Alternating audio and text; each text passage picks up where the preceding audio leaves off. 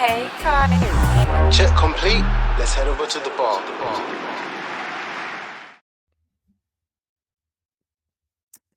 Yes. And we're back again with another episode of the VARBAR. Episode 217, I believe. 217 or 216. I don't know, man. But I'm joined by my checked out Guna compadre, Come on. Toast. How you What doing, you telling me, fella? my bro? Yeah, I'm good, my guy, man. Good start to my week, man. Good start to my week. Ain't no football club about to ruin my week, boy. So we keep it pushing, man. How's it a good start, man? What's happened? My team ain't playing football today. That's why it's a good start, man. I ain't gotta watch meaty football. I ain't gonna watch meaty attackers, poor defenders. So yeah, man. We out here, my bro. I hear that, man. I hear that. Obviously, as you guys probably already know, last weekend was FA Cup weekend. Couple of upsets were on the card, of course. Tamworth versus Spurs. That didn't click. Accrington versus Liverpool. That didn't click. Did not click. Liverpool, City versus Salford City. That didn't click. Slapped Arsenal up. versus United. Clicked. If you were to ask Toast, that is, obviously, he doesn't regard United as anything serious. So, upset? Was that a giant killing or? Nah. Respect Hey, United, innit? Please. I'm going by you for the past couple of weeks. That's what I'm rolling with. Chill. Man said cup set, you know. Hey, there's gonna be some upset United fans. You're backpedaling. Say less. What do you mean backpedaling, bro? Bro, we'll get into it, man. I know what you're doing, Say bro. less, man. Because you've been talking wicked on United today, man. Hey, but obviously that was the game of the tie.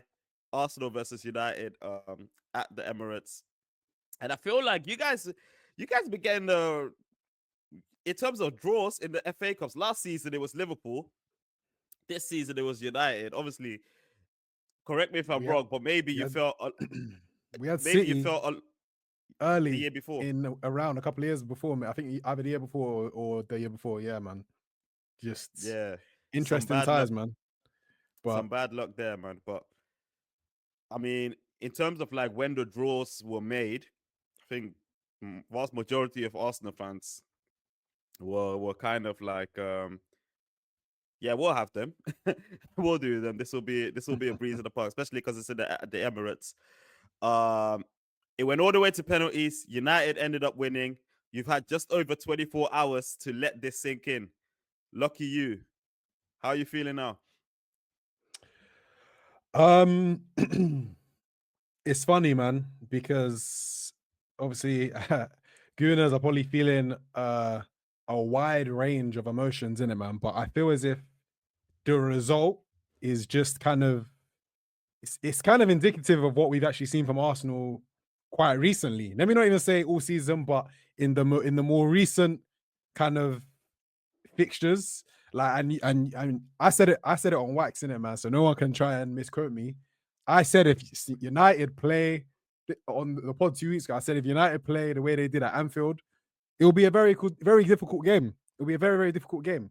And I also said personally to myself at around minute 60, maybe let me say not even minute 60, maybe around when the Odegaard missed the penalty, which I want to get into a bit later. I was like, we're not going to win this game.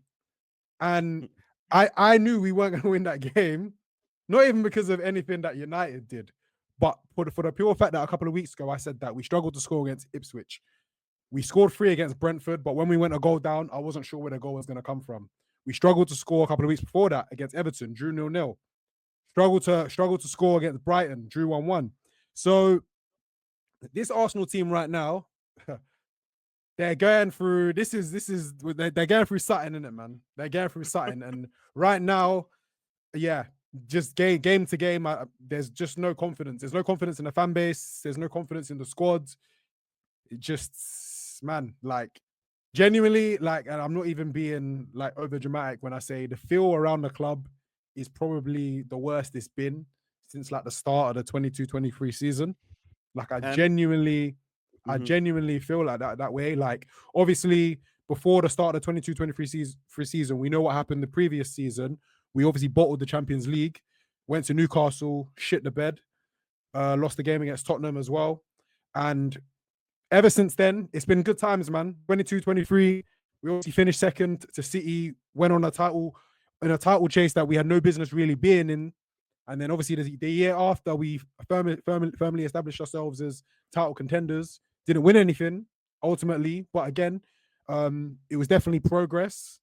And then, yeah, man, we definitely hit a wall like this season, man. I mean, the feel around the club, the way that things are bubbling on Arsenal Fan TV, the way there's in-house fighting amongst the fans, the way people are finally saying Arteta out, which for me is a mad thing, by the way. I don't condone any of that Arteta out chat, but it's giving the feels of pre-2022. Do you know what I mean?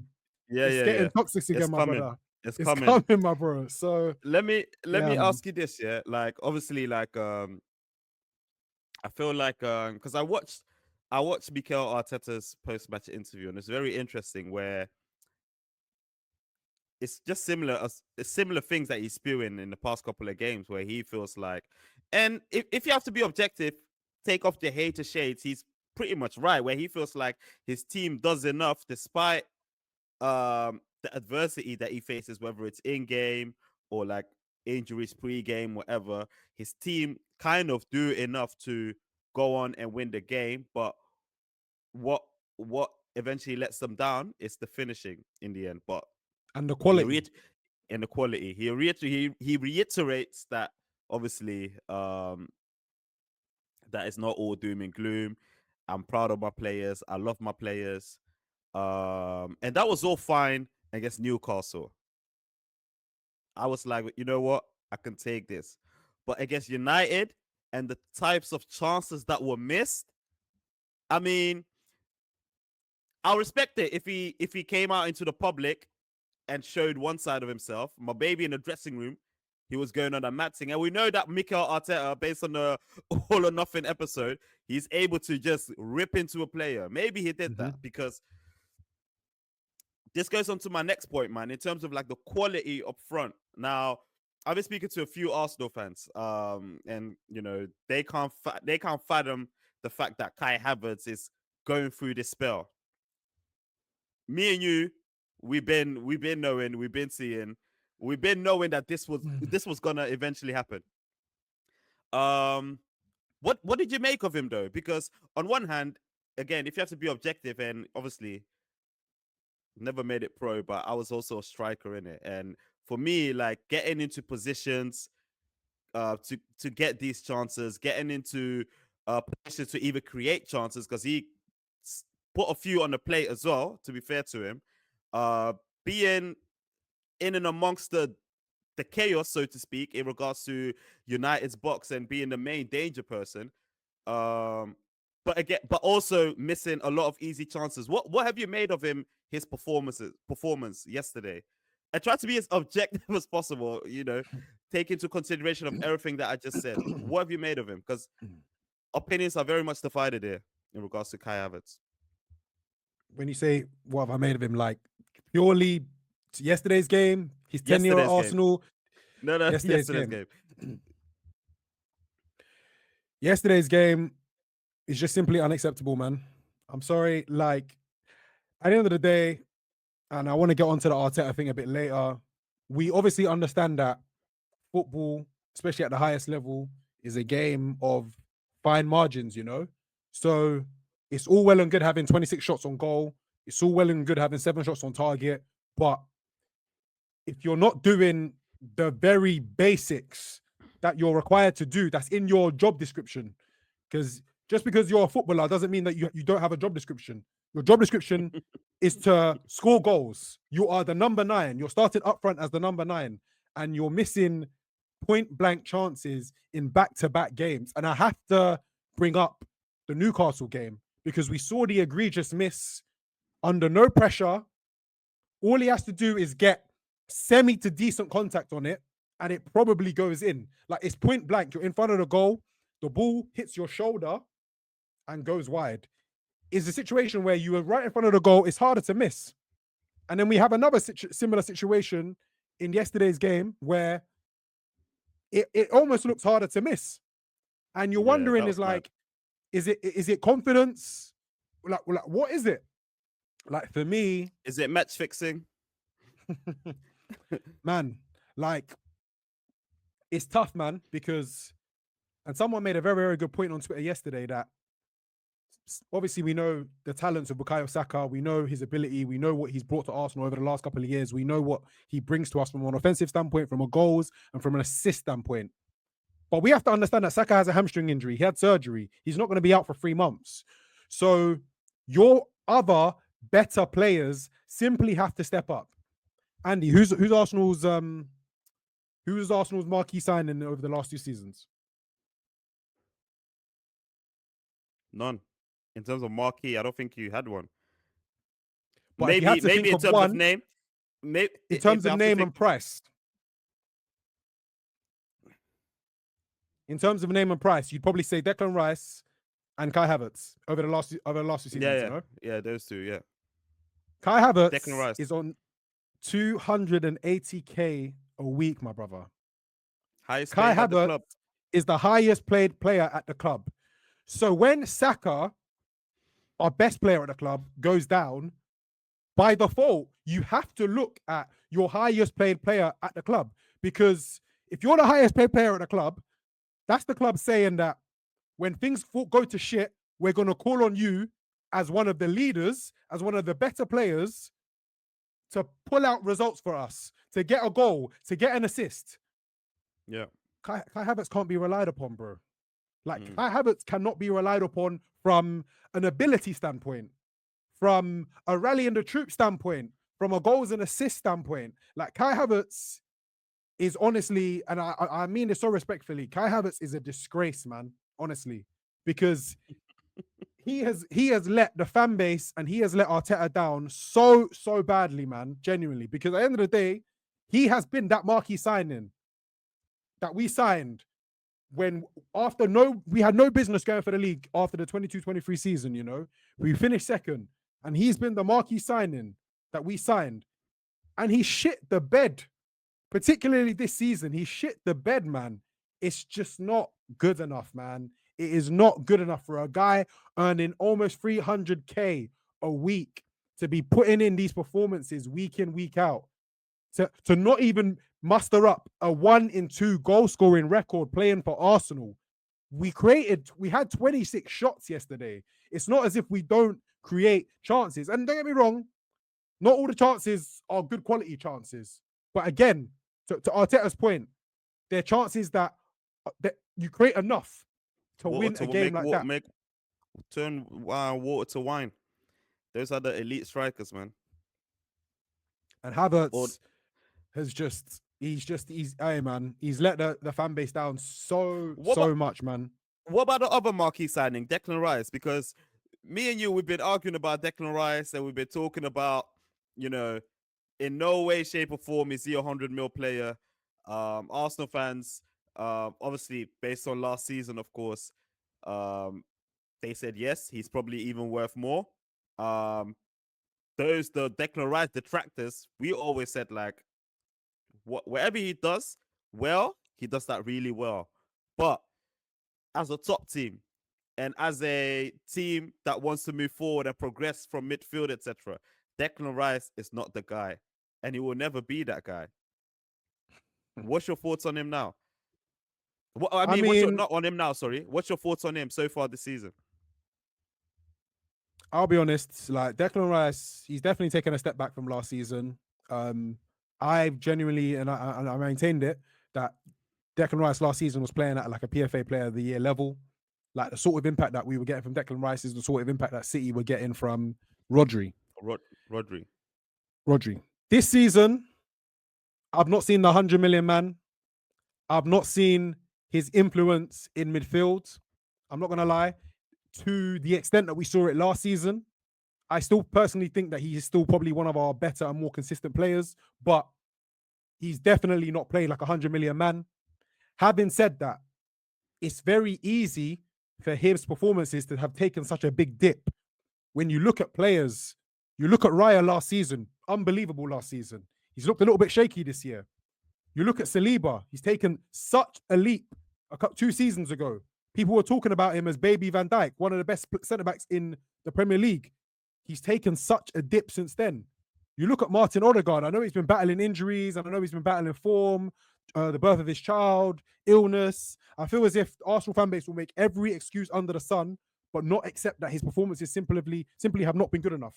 They've simply have not been good enough.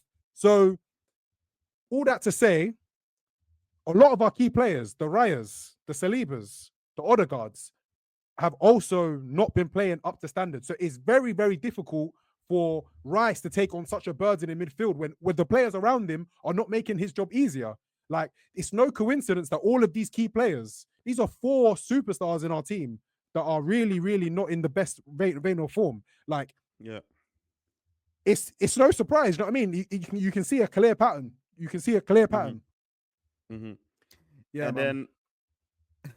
and then I definitely agree with that. I also think like I think my main thing is I feel like Mikel Arteta has like a wealth of options, not really a wealth of options. I think he needs to figure out his midfield three. I think that's what he has had wrong so far this season in terms of where he puts Rice, where he puts Partey. And I know Partey has had to fill in right back, but I'm sorry, for me, I would sacrifice playing someone else there and put Partey in midfield. I've always said that because Partey right now is looking like hands down your most untouchable player right now, like your best player outside of obviously Saka. Partey is looking like that guy now. Like even the small cameo that he made last night, you saw the quality. It rose. You get me? So, I think that's what's been Arteta's problem. That Miko Marino, that experiment.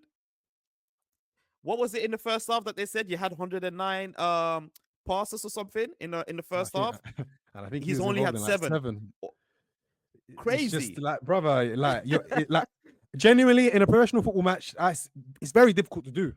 Like, you can try and hide for 45 minutes and you will still make more than 7 passes. So genuinely, you don't even do that in FIFA, bro.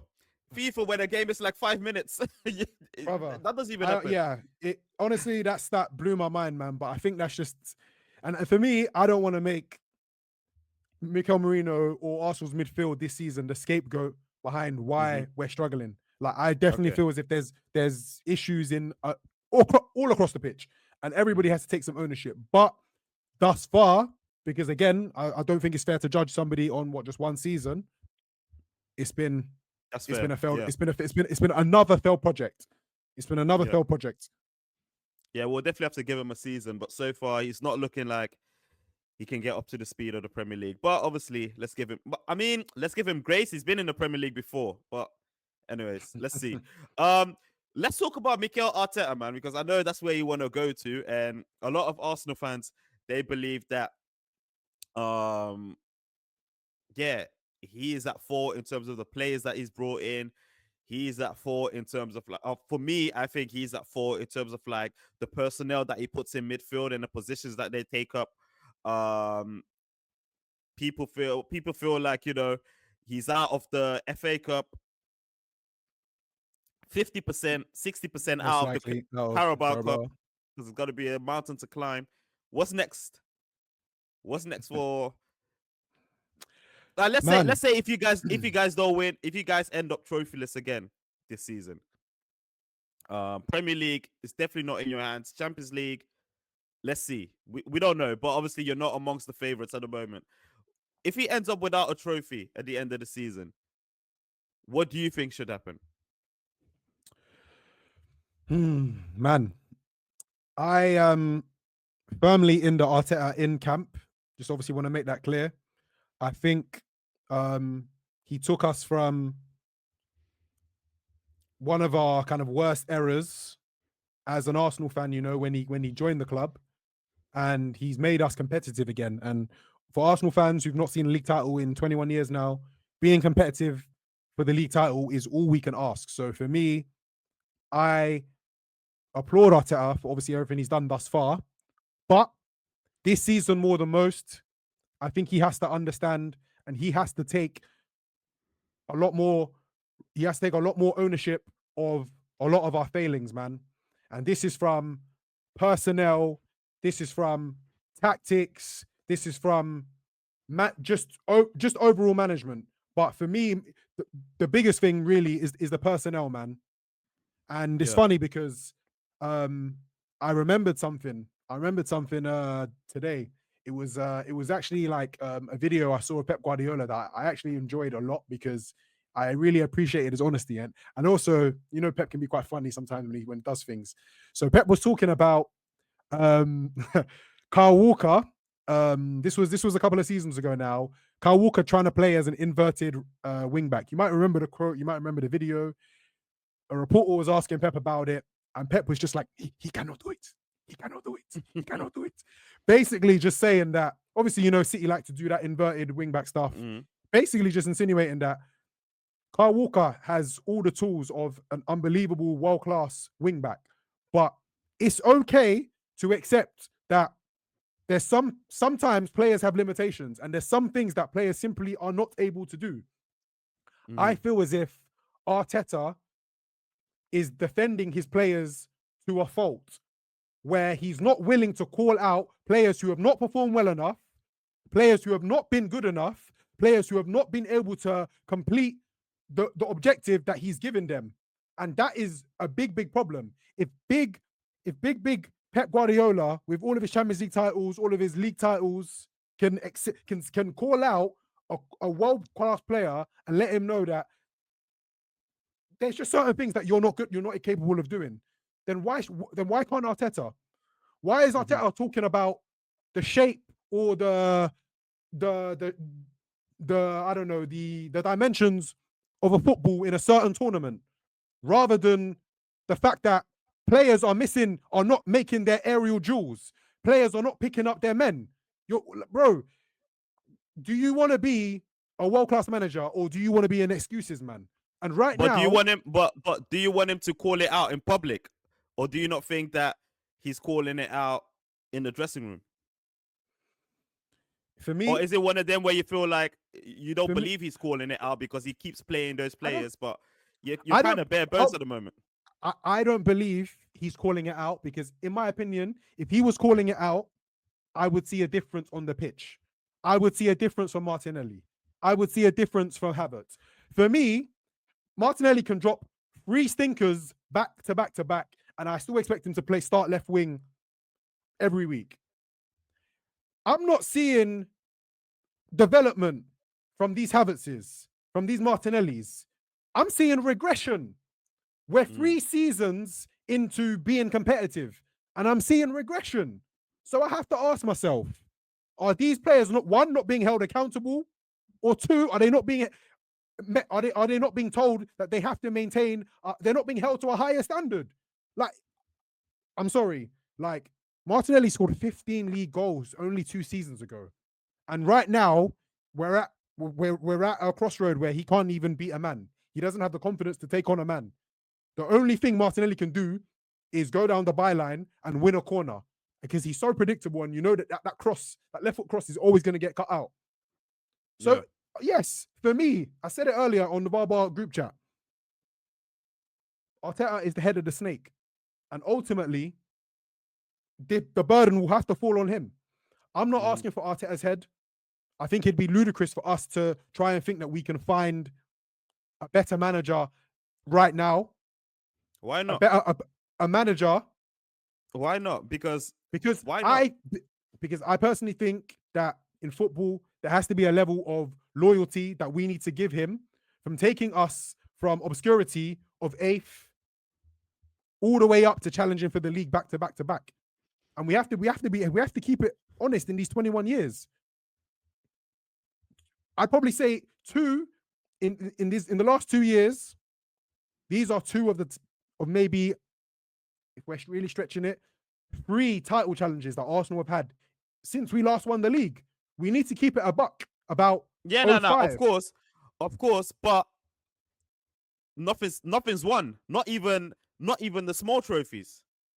I get that, and I think he hasn't even had a run in the tournaments. In the league, fair enough, but even alongside of it in the tournaments, whether it's Europe or the domestic trophies.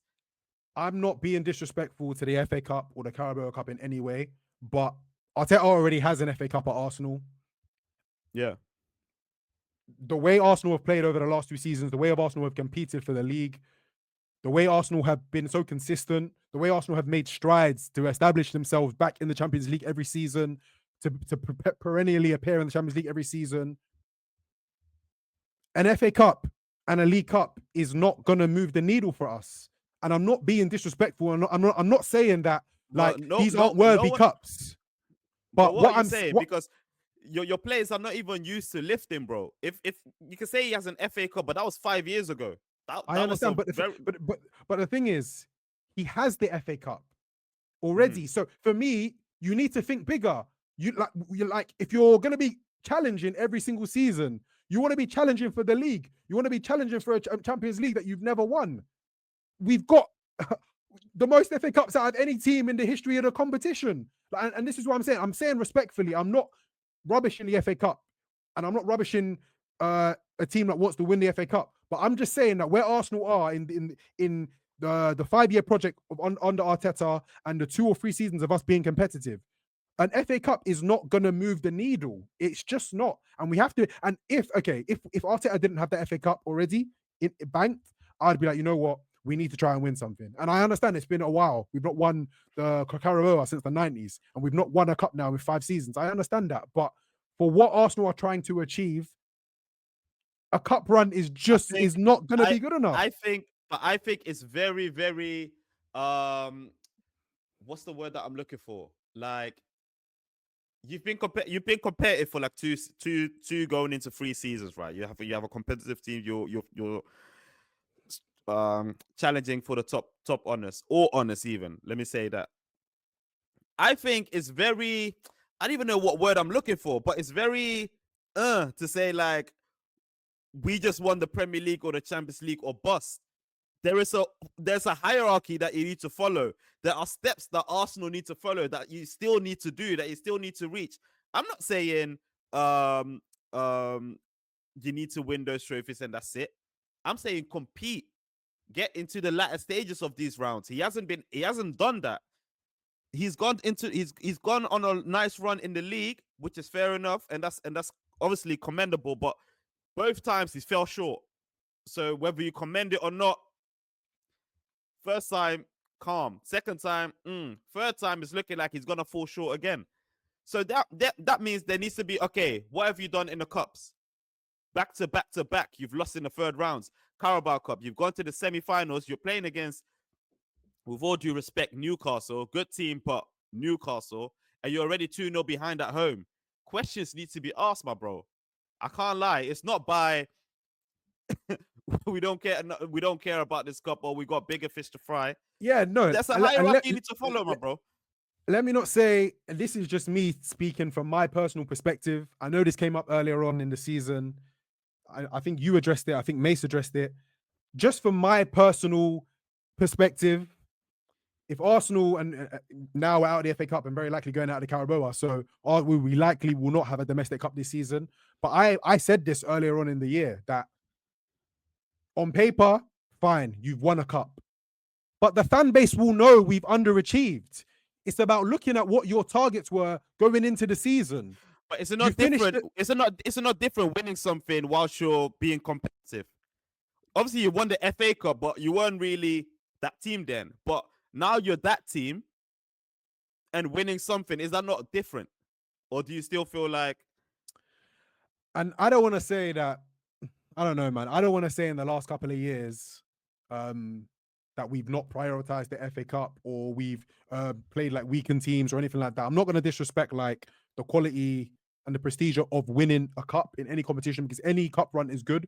But I just get the sense that Arteta, Arsenal fan base, the Arsenal players, they've had bigger fish to fry. Respectfully or disrespectfully, innit? It's been one of those ones where the cup runs have been so unmemorable because it's been like, well, we want the league, we want the Champions League, and yeah, maybe that's a mistake, but I'm just saying that Arsenal in this moment, these last 3 seasons in the last 2 decades have been our best opportunity to go for a league, you know, and that's what we've prioritized, and I'm not mad at that. And honestly, I'm not mad at the fact that we're out of the cup, because and it's easy to say from the outside looking in that, oh man, I don't care about the FA Cup because I'm out. But I said this on pod. I said this on pod a couple of months ago. Like, genuinely, I would not. There's no situation where winning the cup, those domestic cups, would have classified as a good season if it didn't come with a league title and a Champions League. And I still maintain that. Yeah, it's opinions, man. I think I disagree, man. I think if it's this season, then obviously I would agree with you, because if anything, anyone other than City wins the league, it would look so bad on Arsenal. But I mean, in the previous 2 seasons, you finished second, went on a deep league run, challenged for the title until the last day or the last couple of days, and you had a cup or Carabao Cup or even both to go alongside with it. No one would have chat shit. No one would have said anything. And I think that would have been classified as a good season. This season, I may agree with you, simply because City is down and out and you're still not able to win the league. You may still, but for now. Let's say Liverpool end the season finishing second. You don't win the FA Cup, but maybe you win the Carabao Cup. How do you assess your season? This season, it will be a flop. 100%. But the context is different. We've been leading for most of the season with a sizable gap to our main up, which is Arsenal and City. So if we end up the season second to Arsenal, City, Forest, whoever, and just with a Carabao Cup, that will be a flop of a season, and you know it. It's different. I think for Arsenal, I don't know, bro. I honestly don't. Completely different. I can't say. And I understand the context of the season, that we've been chasing Liverpool more or less all season, but I just can't. No one's going to convince me that winning the Carabao and then finishing second is a good season. You said it yourself. It's a flop of a season. I'm going to find it very difficult to convince myself that that's not a flop of a season too. I wouldn't say flop. I'll just call it calm. You got your hands on silverware.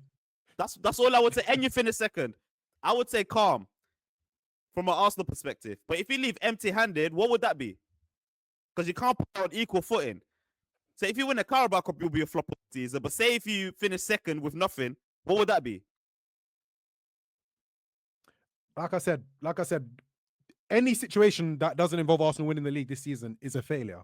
And I understand the context of us being behind and it's not looking good, but I'm talking about going into this season. For me, this, like, unless I've said it many times, unless Arsenal win the Champions League or a league title this season, which is looking very unlikely right now, it's a failure of a season. I get that as well, based on the expectations from the start of the season, 100%. And Midea, when that unfortunately, day comes, if you just give us a Carabao, that doesn't change anything, in my opinion. Like, what does that really change? Like, and for me, that's just and I'm not being disrespectful. That's just the context that I'm looking at it at. That's genuinely, like, would I like to have won an FA Cup or a League Cup double? Sure. I mean, who doesn't want to win a cup? But I have to keep it a buck about what my expectations were coming into the season and what I maintain would be a good season and what wouldn't be a good season. Do you think expectations can change during the season? Absolutely. Okay, so your expectations at this point have not changed. They've not changed. They can't change, because for me, I have to understand that I genuinely feel as if Arsenal are in a 3-year window to win the league, and this is year 3. I said it after year 2 that teams are going to get better, teams are going to improve. Like, don't take for granted the fact that you've been the best 2 teams for the last 2 seasons. That doesn't mean anything. And we're seeing that. Slaughter's come in, and within 6 months, we're on the outside looking in. Within 6 months. So for me, the objective can't change, because for me, Chelsea are going to get better next year. Amorim Ball is going to get better next year. City will be back next year. Liverpool will continue to take strides next year. We could blink and be outside the top 4 next season. So nothing changes, in my opinion. You have to go for the league. You have to go for the Premier League, and you have to go for the Champions League. And right now, we're very, very far off it. So, with all that context, no, a cup run this season, understanding that this is a 3-year league winning window as a top 2 team, a cup run is not good enough. It's like, and no one will be able to convince me that it would have been acceptable. I get it though, man. You've been running your mouth anyway, man. So I get you're at least consistent. So I give that to you. You've been running your mouth this whole season, so the chickens will come home to roost for sure. Roost, yeah. Hey, they will come home, boy. But you know what? Let's switch to the other team that was obviously involved in this particular tie. Manchester United. Obviously, they came off the back of was it a league? Yeah, it was a league game against Liverpool. It was a league game, right? Yeah, of course, yeah. I can't remember. Yeah, I think it was a league game against Liverpool. Yeah, 2-2. 2-2. Drew 2-2 with Liverpool. Of course, we already dissected that and everything. But it was a good performance. They could have ended with a dub, actually win the game at the very end. But it was just a good performance from United, specifically in the second half, where they showed a good account of themselves. They didn't hide. They didn't they attacked with full force. They won the midfield battle, especially in the second half. They defended very good in the mid to low block. And with that particular confidence, even though it was a draw, United fans worldwide were acting like they collected a dub. It was a win, but I fully get why they were gassed. I get it, because obviously, you saw their manager. He was vexed, as in like, if you man can do this, why have you not been doing this previously? You know what I mean? So I get it. And United fans, they were licking their lips, because they're now thinking, okay, we could go to the Emirates, and if we perform the same, we may get something there. I said it. If I have to be honest, I don't think they perform the same. I think Arsenal, very much for vast majority of the game, had United caged in. But I think what United showed in the Arsenal game was just fight. Absolute fight. Absolute, the will to, the belief that whatever you're doing, we are still winning. Do you know, like a Nottingham? I don't want to compare United to like those type of teams, but it's like that type of team mentality. Like, we're gonna sit in the mid to low block. You're gonna throw everything at us, and we're gonna passionately defend our goal. Keeper's gonna have a worthy of a game, and when we get that chance, we will bag. But that's the kind of performance they had. The thing about this United team, particularly in the last 2 games, that has definitely impressed me is, in my opinion, in it, if these last 2 games were under ETH or maybe under Oli, I genuinely feel as if United would have collapsed and they would have lost both games. Yeah. Both the Liverpool game and the Arsenal game. And obviously understanding context is important, and that they obviously kind of had to kind of be defensive and whatnot. But I was genuinely impressed with not only their fight, but their aggression as well. And maybe, just maybe, I mean, and where we're coming to see some parts of Amorim's identity. Because to be an aggressive and to be a bit of a, to give it some, that is identity as well at the end of the day. Because facts. United. Let me cut you. Let me cut you up. Let me tell you guys one thing. Everyone that's listening to you as well. This past 10 years, we've enjoyed just United being shit, whatever. That's all. That's gonna change. I think, we've seen first season Ole, first 2 seasons Jose Mourinho. We've seen things, but I am convinced that this guy, I don't want to say promised land, but he will get them competing consistently. You can see it. I believe. You can see it, bro. Bro, yeah. like you can already bro. Not man, brother. I think there was a stat saying prior to the game that Arsenal have won like 4 or 5 games in all competitions in a row against United. Every single one of those games I've gone into knowing that we were going to win. And one way or the other, I knew we were going to get the result. But based on how we're playing and based on United's performance against Liverpool, I did not feel confident, man. And even even though we had the lion's share of possession, we had the majority of the possession, and we were knocking on the door at times, there was method to the United madness, bro. Like United, when United came to the Emirates earlier on this season, and I believe Amorim was the manager in that game, right? He was, yeah. There was a method then as well. Low key. There was, but I don't feel as if he'd been there long enough for it to have really shown, you know. Yeah. This game was completely different, my bro. Genuinely, this game was completely different in terms of the threat that United posed.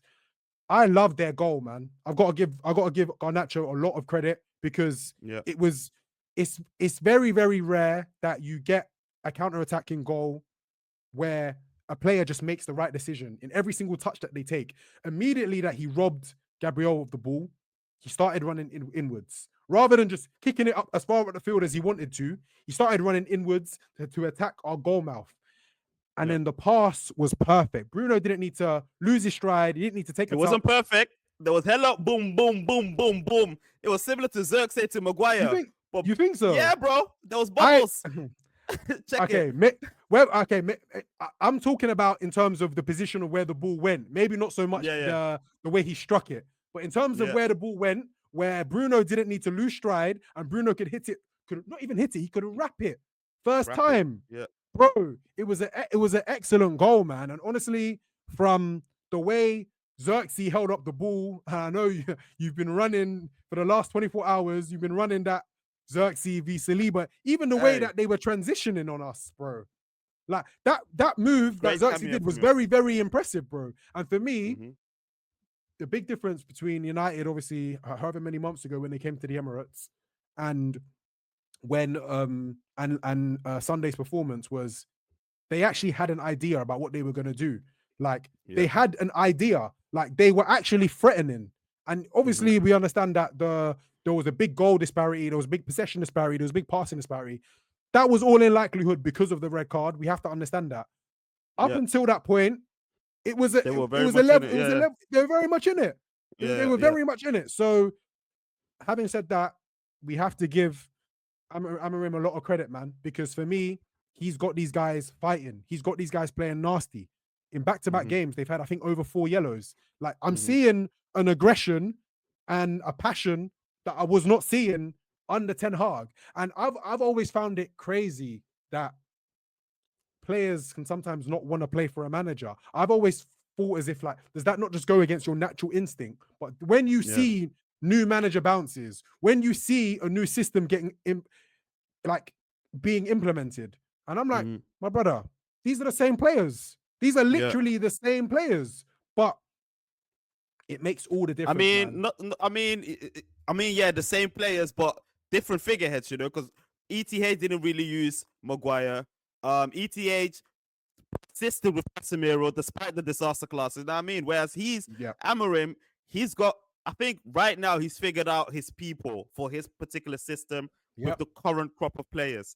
So this is why I feel like this Donny is different, because once he gets in 2-3 seasons, he gets his boys and his type of players that he really wants to insert. Like, I see a few players like Ugarte, for example. I said it in one of our group chats as well, where like he tried to do a little bit too much in the game yesterday.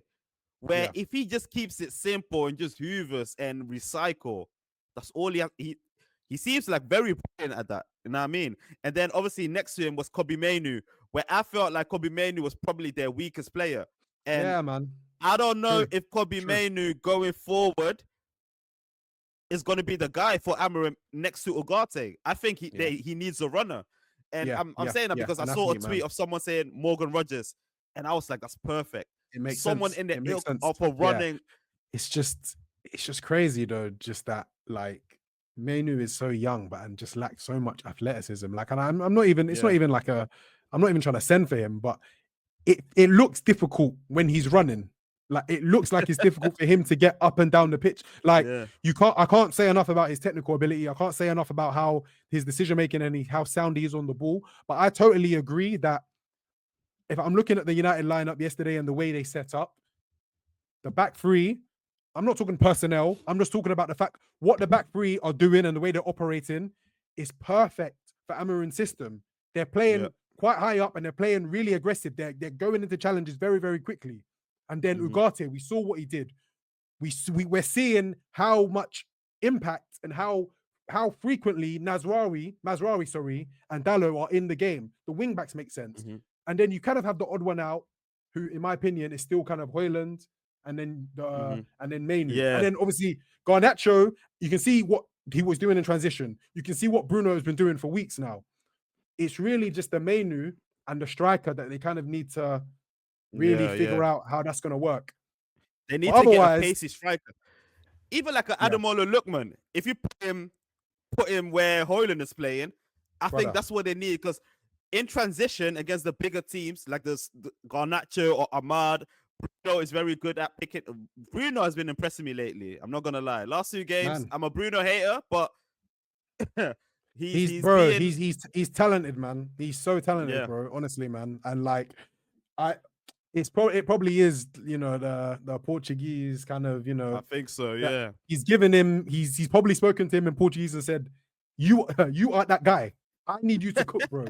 And he's cooking, bro. Genuinely, bro. He's cooking. Bruno's cooking right now, bro. So shout out Bruno, man. But I think very big win for Amorim to come to the Emirates, go to Anfield, leave with a point, come to the Emirates, progress to the next round. Because possibly when the draw was made, no one was giving United a chance. Shout out him, man. I definitely want to see how he's going to progress in terms of players profiles coming in and how he's going to progress this team. But I think United they'll come back competing very soon, man. 100%. And then we mentioned a couple of the other fixtures, but we don't have to go too deep into that. Obviously Liverpool beat Accrington Stanley. Rio Nguhoma made his debut from the start. 16-year-old, got him from Chelsea. Mana Jinky me Jinky. He had a good game. He played like 75 minutes as well. Got a lot of minutes. We beat Accrington Stanley 4-0. Diego Jota, Alexander Arnold with a screamer, Jack Dance and Chiesa with his debut goal in front of the Kop. So fantastic dub. I think Chelsea won as well, beat Morecambe 5-0. Chelsea, they basically got 2 teams, man. So lucky them, they could just flip Cup team and league team, boy. Trust me. Man. Unfair. Man City, James McAtee with a hat-trick, 8-0, beating Salford City. I think West Ham earlier as well. They beat they lost to West Ham lost to Villa, on the Friday. West Ham lost to Villa. I mean, let's see, man. At this point, nothing really matters, but you know, we'll move on to the latter rounds, man. So we didn't discuss any Premier League games, but there'll be Premier League games tomorrow, Wednesday, and Thursday, I believe. So we can kind of preview it. We got Brentford, who playing at home against Man City. Quick prediction. City to get their joy back, man. City are going to go on a little run. We're in Jan. Yeah, City are going to win that 1-2-1 still. 2-1. Yeah. I'm seeing a Brentford 3-1. I'm seeing a Brentford 3-1. Hey, that first 20 minutes against Salford, City. City are not City anymore, man. I'm telling you guys. They're not City anymore, and we need to take advantage. Man says Salford with Paul Scholes in the stands, you know. Gary Neville somewhere chatting shit. Yeah, Trust man. me. Chelsea Bournemouth. That Iraola is cooking something, you know. He's cooking something. I can't lie, but I think Chelsea will be too strong for them.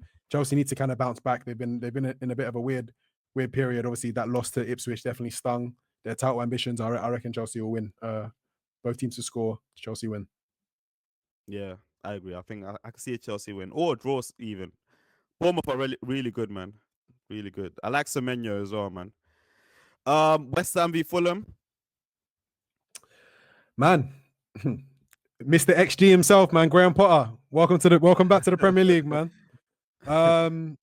It's I like Potter, man. I genuinely think he's a good manager. I feel as if he was wrong that at Chelsea. So I'm looking forward to seeing what he does at West Ham. However, West Ham are just a scandal defensively. Genuinely might be one of the worst teams in the league. That back two pairing of Mavropanos and Kilman is a disgrace. So having said that, I'm going for Fulham away win because Bowen's still injured, man. So Yeah, I'm going for Fulham away win as well. Be like a 2-1 or 2-0 even. Keep it. Yeah, so then the next game, obviously, Nottingham Forest versus Liverpool. Obviously, NGW Hive, Nottingham stand up. Forest. Let's go. Bro, what happened to objectivity? What happened to, just enjoy the game?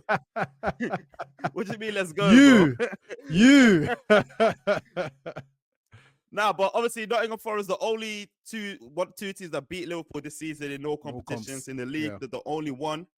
We're about to go to their ground, and obviously back then we just thought, yeah, Nottingham Forest, whatever, mid-table, whatever. But they are second. Are they second in the league or third?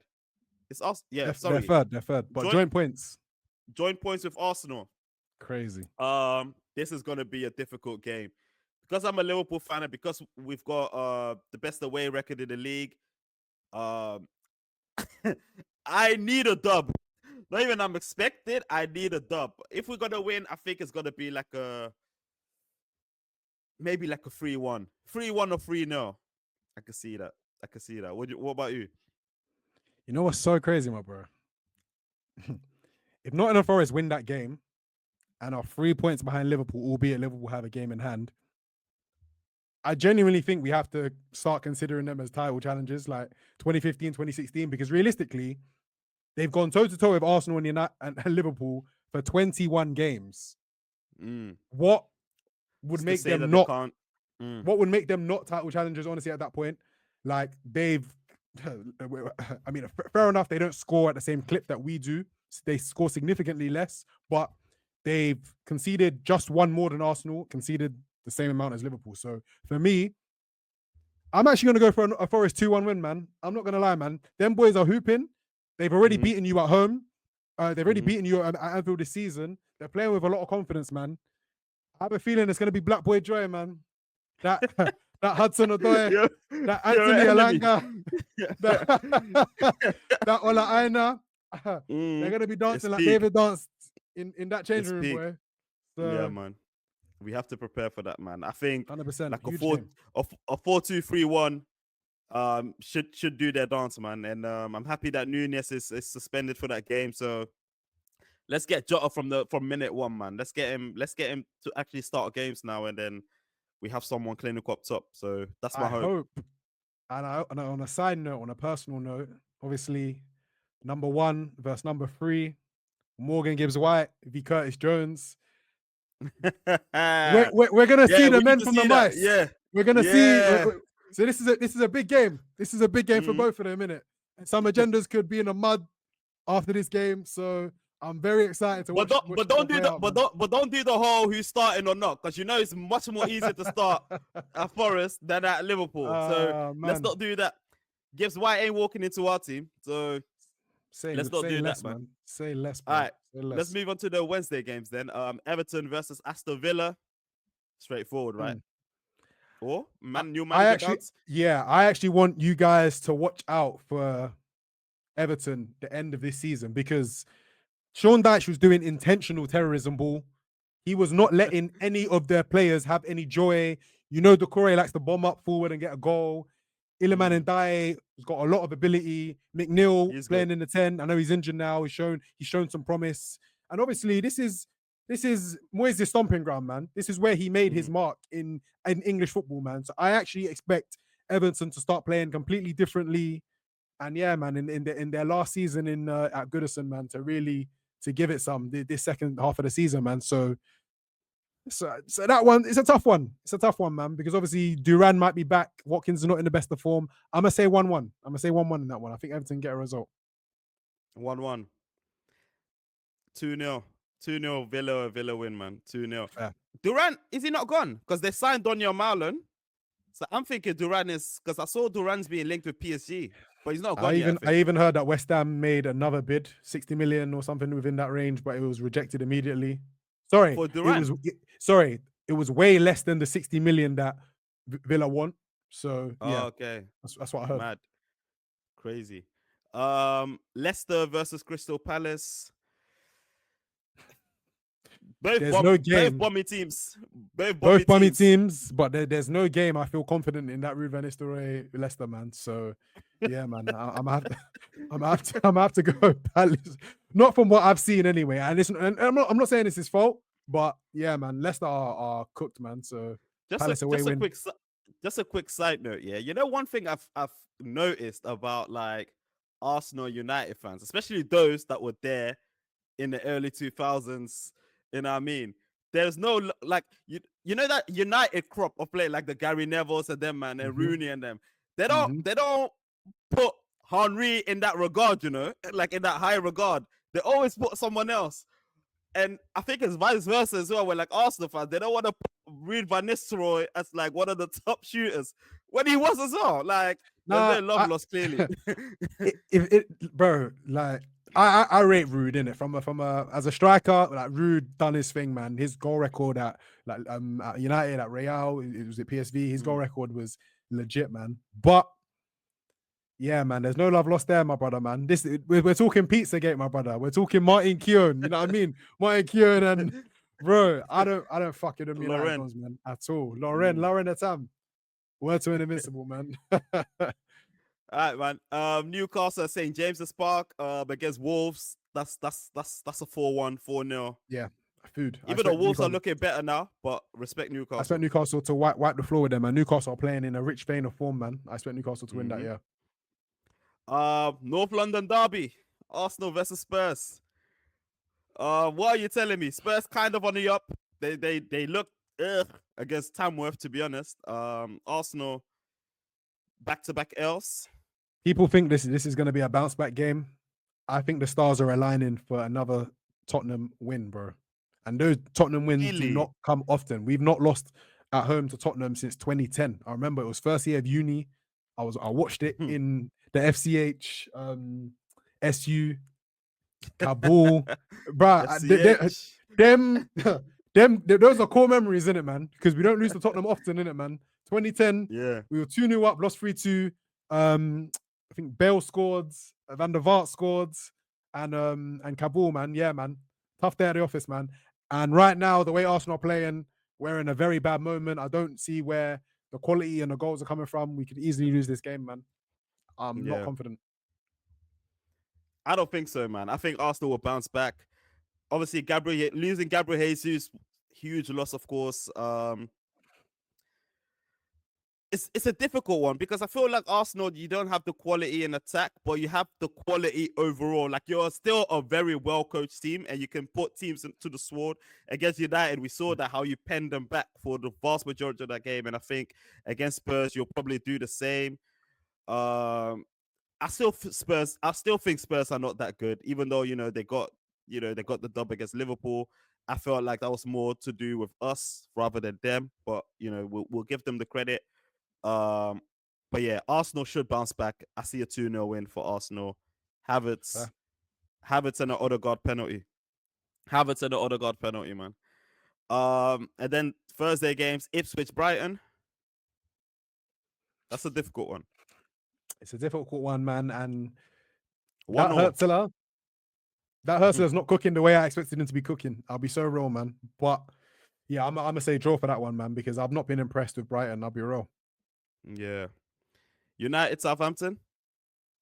Yeah, United should wipe the floor with Southampton. Yeah. 5-0 still. If you're an FBO guy, get some United Donnies in there, man, because trust me. Child soldier, man. Trust me. Ahmad Diallo. When you said that, child soldier, hey, he's in them adverts, boy. I know he's been in them adverts. I know he's been in them Greenpeace adverts or something like that. Facts, Salvation Army, whatever, man. Ahmad Driller. Word to brother Prez, man. Word to Prez, man. 30. Let's head to the bar, man. Any shots? Man, I feel like, man, I got a quick shot, man. It's for the whole Arsenal team, man. Like, we're still in soul searching mode, man. Like, a couple of months on, man. And yeah, man, it's a big derby game. We need to get a result. We need to continue to put pressure on Liverpool. Are going to play a really difficult game. The gap could just increase even more if Liverpool get a really confident win against against Forest, and then we get a bad result against Tottenham. So yeah, man, stand up and be counted, man. It's as simple as that. The Gooners, my brothers. I'm an Arsenal fan, you know. The Gooners, get that dub, my guys. I've got a shot as well, man. Man like Rio Nguhoma. I hope I'm pronouncing his name right. I think he's Nigerian as well in terms of by origin. He is. 30 guy. I remember when we signed him, or when we linked with him even. I was like, who the hell is this? But they said that he was a top prospect for Chelsea, but he didn't accept the pro deal from them. And came to Liverpool instead. And since then, I've been following him. We've all been following him actually in the academy games, and he's just doing a mad thing. I just hope that he continues to grow, to learn, to add some end product to his game, because I think that's what's missing. But he's still young. He's still learning his trade. They're even saying that they're clipping him out of the training videos from Liverpool because he's moving to them in training, and they're clipping it. They said like in one video he moved to Robertson so bad they had to delete it. They don't want to. So he's doing a mad thing to the first teamers. You get me? So that's crazy, man.